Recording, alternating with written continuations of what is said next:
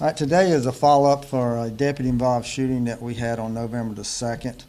I think it's important that we let the community know some of the facts that we've been able to determine happened that day. I think the community needs to know, and buzzword today is transparency, and this is a way to be transparent. I know I had a press conference later that day on November the 2nd, gave out some information. One bit of information I gave out was incorrect. We discovered that, so we'll want to correct that. But kind of go over what we found so far in our investigation. This started about 1:30 when we received a couple of 911 calls, a domestic related incident. And I'm going to kind of go over a little brief, and then we're going to play some videos so you can kind of hear exactly what happened and also see for yourself. Started with 911 calls from a female who you will hear say that she's going to die. She was very distraught. You could hear the fear in her voice. The 911 dispatcher did a great job keeping her on the phone until the deputies arrived, but she was giving us information what was going on.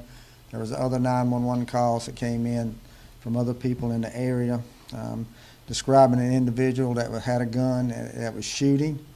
That she needed help. Deputies were on the way. They were dispatched. We're not very far away. Deputy McComb was the first one to get to the scene. As he pulled up and parked his car to his right was another vehicle. It was a silver Charger. You'll see that in the pictures. An individual male was standing there that fit the description that we had been given by the victim that called in. Deputy McComb immediately saw that the suspect had a rifle in his hand and started shooting. What we've discovered, he was not shooting the rifle. The rifle had jammed. It would not shoot, but he had a pistol in his other hand. And he fired numerous times with the pistol, striking the deputy's vehicle at least 3 times. We matched the bullets that we found inside the deputy's vehicle to the 9mm pistol and shell casing that we found at the scene. We also put the suspect's DNA on the pistol, which puts the pistol in his hand. After he fired at the deputy fired back, striking the suspect in the elbow. He then ran to a porch of an adjacent house and grabbed a lady and took her hostage. You can hear the deputy in one of the body cams saying that he's got a hostage. The husband of this lady, you'll see, assisted us by getting the rifle away from the suspect, and he carried it in the yard and laid it down. Deputies then approached the suspect, who still had the lady, who still had her by the throat and was choking her, and our deputies had to use force to get him away from her. They attempted to use the taser. The taser wasn't successful, so they started using physical force and was able actually to get him away. We're very fortunate. I'm not standing here talking about having a funeral for a Richland County deputy. It wasn't because Michael Dennis, who's the suspect, didn't try to kill our deputy. We're very lucky. You'll see one of the bullets went through the windshield and hit the computer that's in the car, which is right close to where the deputy was sitting. So we're very lucky. Through the grace of God, the deputy did not get injured. We were able to apprehend the suspect without the lady that he had hostage being seriously injured. While she might not have any physical injuries, you can just imagine a shooting happening right beside your house, and then you're being taken hostage and you're being choked out by the person who did that. So I'm going to show some of the videos and try to point out a few things to you. This is an original 911 call. 911, where is your emergency? They shooting, hurry up. They shooting at me, hurry up. Hold on. Hurry up, my baby shoot. Okay, now, who's shooting at who? I don't know. Hurry up, hurry up. You see the gunshot now? Yeah, it was yours. Did not come my door. Hurry up. Hurry up, child. Sit him down, please. My baby here. Stay on the line with me, okay? They shooting at you now or somebody? There's somebody else.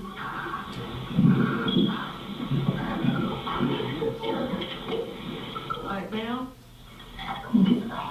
Ma'am. Ma'am. Okay, ma'am, I have your call in, okay? How do you drive? Yes, ma'am. Hurry up. Okay, damn, they're hurrying, I promise. Who's shooting? I don't know. They're knocking on my door, please. Okay, you know if it's a male or a female? A male. A black and white male? Black. Please hurry up. My baby here. She's 4. She's on there, please. We're gonna die.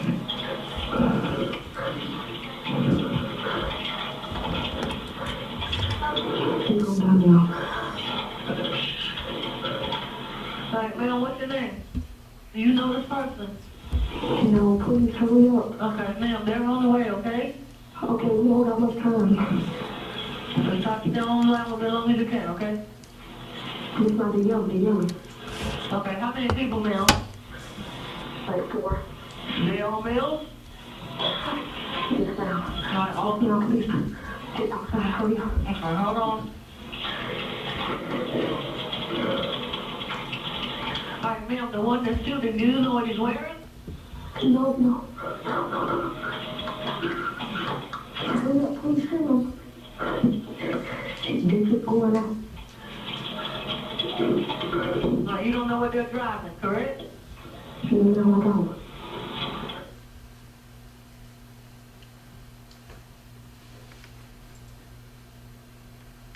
All right, this is Deputy McComb's body cam. There's no sound at the beginning, and then the sound will cut on.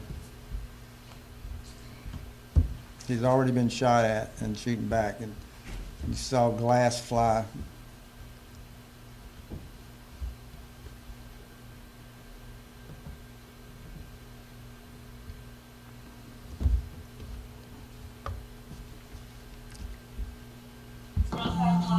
Hey, drop it! Hey, he better get out on the ground right now! Hey, we're good. Drop it! What? Hey! That's fine. Hey, listen to me. Okay, hey, you and you, lay down right there. Lay down right there.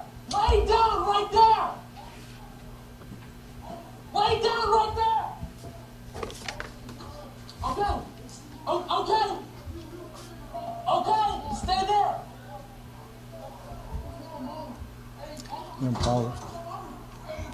There's where the action. We'll go back.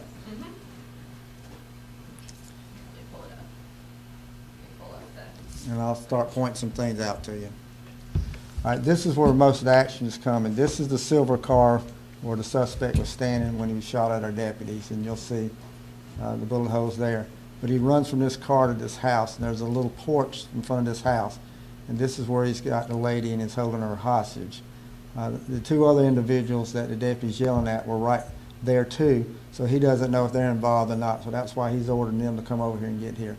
You'll see an individual, a black male without a shirt on. That is the lady that's been held hostage. That's her husband.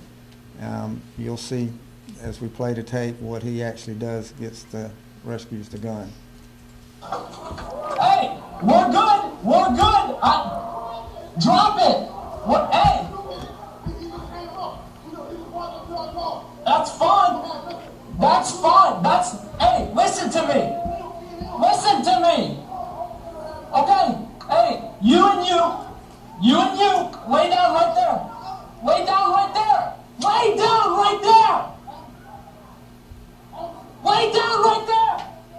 Their mother's the one actually being held hostage. Okay,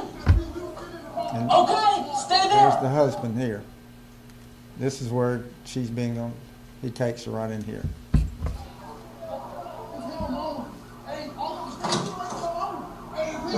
I need people. Guys, where are my units? What's the saying?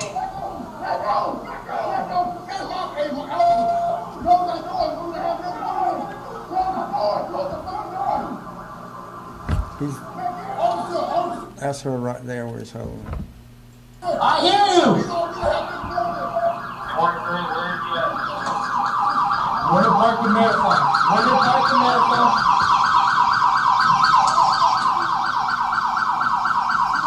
Suspect is wearing a green jersey, white shirt, green basketball jersey, as a hostage. Right there!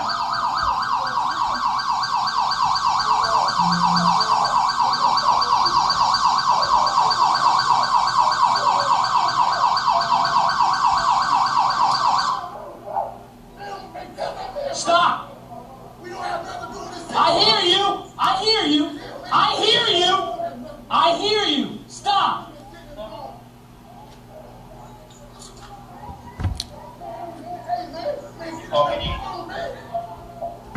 There's the husband took the gun, the rifle away from the assault rifle. He's got it in his hand, and the deputy's going to give him instructions on what to do. Hey! Is that, hey! Hey! He lays it down. Hey! Is that his, hey! Is that his gun? Yes, he did the gun.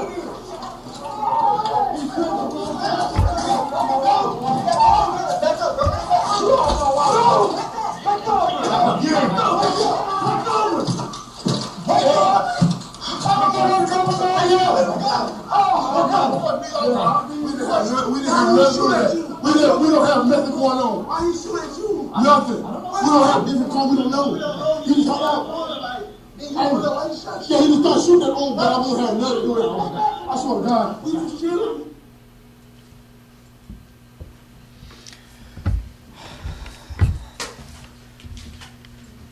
Next.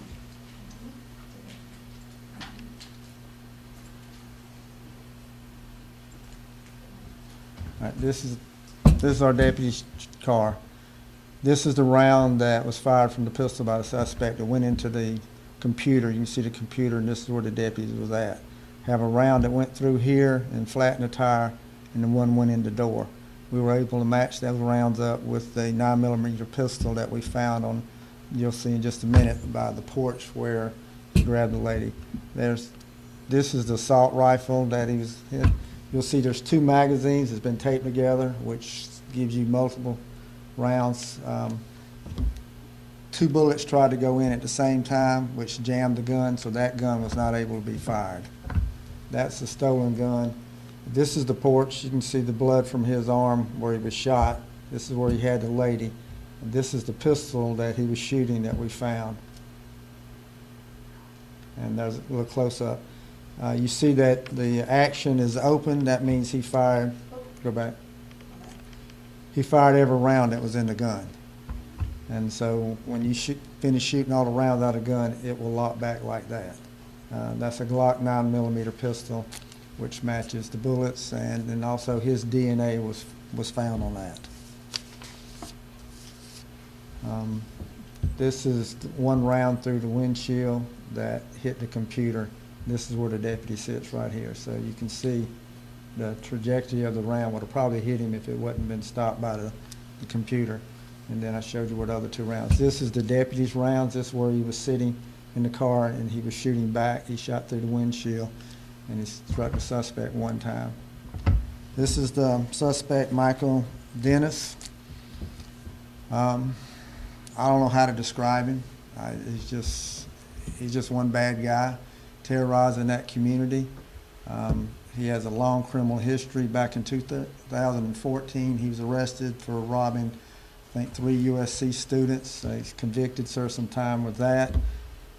He got out. He's been on a terror, breaking in, doing home invasions since then.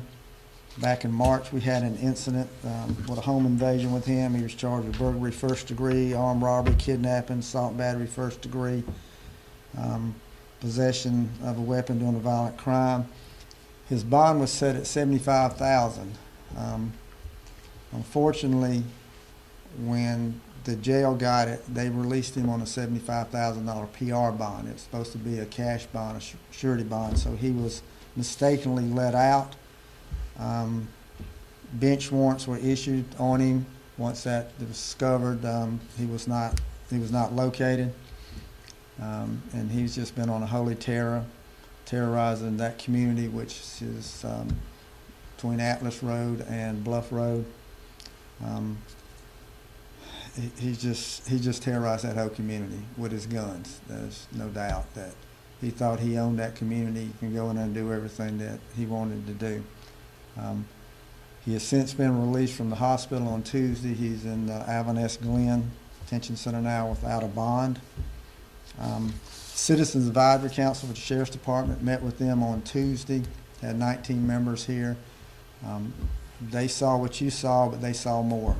There's some of the video that we don't want to release because it's got information with addresses and names and telephone numbers, so we didn't want to put that. But they got to see lengthy body cams, some more information and stuff. So the Citizen Advisory Council has already seen this. I thought it was important that they see what happened before we release it out to the public. But we're about finished this investigation. When we get through with it, we'll send the results to the solicitor's office, and then they'll make a determination if the deputy acted properly when he shot his gun. I do want to emphasize the deputy was shot at first, and then he shot back.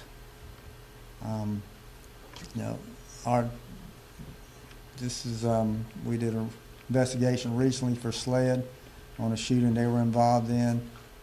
Same as we did this one. We get all the facts, we get all the information, and then we submit that to the solicitor's office and make a determination. Our DNA, our ballistics, were able to get, turn around on the information we needed very quickly within a day or two. We had DNA matched, we had ballistics matched up, taking statements from everybody. The husband, helped us. He took the rifle away from him, and while the suspect was still holding his wife hostage. The two men that were put on the street, that's the son of the lady that was held hostage. Again, we're just very fortunate that this turned out the way it did, that nobody got killed. Questions? Sheriff, did the woman who called 911, did she know Dennis previously? Because she was saying on the call that she didn't, but it's a domestic dispute call. Later on in conversation, she does name it. I don't think she was aware when she was initially making the calls who it was that was there shooting guns and knocking on her door. At some point, she realized who it was, and she gave that information over to the dispatcher. She'd also been a victim of him breaking into her house just a few days before this, too. So, again, it's a pretty lengthy call to dispatch, and we got more information as she kept talking, and she did identify who he was at some point. She mentioned a group of men in that call. She said 4 individuals at one point. Was there anyone else involved or any other suspects? She didn't change it later on to 2. So, again, I think she's so scared to death she's not really sure what's going on, and that's why the dispatcher kept her on the line getting more information. And again, we've talked to her, so we've got the correct information. But, she didn't know exactly everything that was going on. All she knew was there was shooting going on. You can actually hear gunfire while she's on the phone. It's a very dangerous situation. Was he shooting at her house or into the air? He just shooting in the air, we believe. Again, just terrorizing her and terrorizing that community. We get calls from that community on occasions where people just come and just shoot. He's responsible for a lot of that. Again, he's just been a holy terror. And Sheriff Lott, you can clarify, you said that he was arrested and then mistakenly released, if you can kind of clarify that in your case now. Circuit Court judge set a $75,000 bond on him that was supposed to be surety or cash bond. Somehow he was released on a $75,000 personal recognizance bond, which means he didn't have to post anything. He's supposed to have an ankle monitor on and be under house arrest. The ankle monitor never was turned on, and he definitely didn't stay in his house. So right now he has no bond set on him. The circuit judge has issued another bench warrant on him, which means he can't have a bond set on him. So, our goal is keep him in, that he's not going to get out. We've already seen what happens when he gets out. Your deputy remains pretty confident that his entire ordeal as best he can, and when you get shot at and things of that nature. What do you have to say about his? What did you see in that, and what do you have to say about that? Very professional. Very proud of him. I think his training. You just saw what happens when someone's under stress, you resort back to your training. So the way he reacted was how he was trained to do. Again, that's what the Citizens Advisory Council comments were, just how controlled he was of his emotions. You know, it was a chaotic scene. You just got shot at, you know, and you got somebody being held hostage. You got people running around. You don't know who good guys and bad guys are. And he was controlling the situation pretty good. And so all the deputies that responded, then responding units that got there very quickly, they were able to get the suspect away from the hostage. So I think everybody did a great job. Again, you know, the shooting part will be sent to the solicitor. They'll make the determination on if the shooting was justified or not. We'll make the determination if our deputies followed policy. Okay, well, thank you.